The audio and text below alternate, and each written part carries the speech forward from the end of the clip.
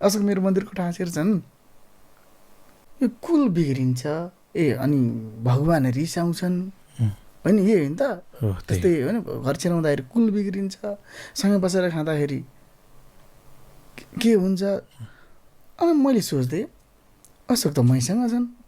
मेरो कुल बिग्रेको छैन मेरै गीतहरू हिट भइरहेछ मेरै छोराहरू राम्रो पढिरहेका छन्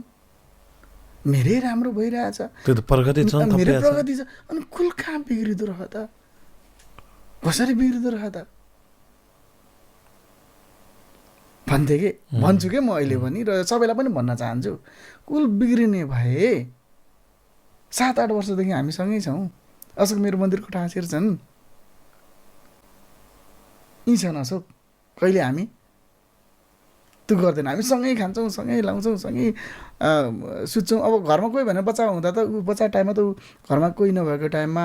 त ऊ मैसँगै सुत्ने हो क्या हामी सँगै सुत्छौँ गफ गर्नु पऱ्यो भने हामी सँगै गफ गर्छौँ त्यस्तो खालको र त्यही हो अलि अब यहाँसम्म आइसक्दाखेरि चाहिँ अब धेरै मैले आफ्नो तर्फबाट मेरो वरपर मेरो सराउन्डिङलाई चाहिँ बुझाइसकेको छु यो कुरा होइन है हुँदैन रहेछ है भन्ने तर अब यस्ता कुराहरू अन्य बाहिर त अहिले पनि सुनिन्छन् ढङ्ग बुढाथोकी र अशोकका कहानीहरू होइन भित्री पछाडि बोलिने कुराहरू तर ती कुराहरूलाई हामी कहिले पनि लिँदैनौँ।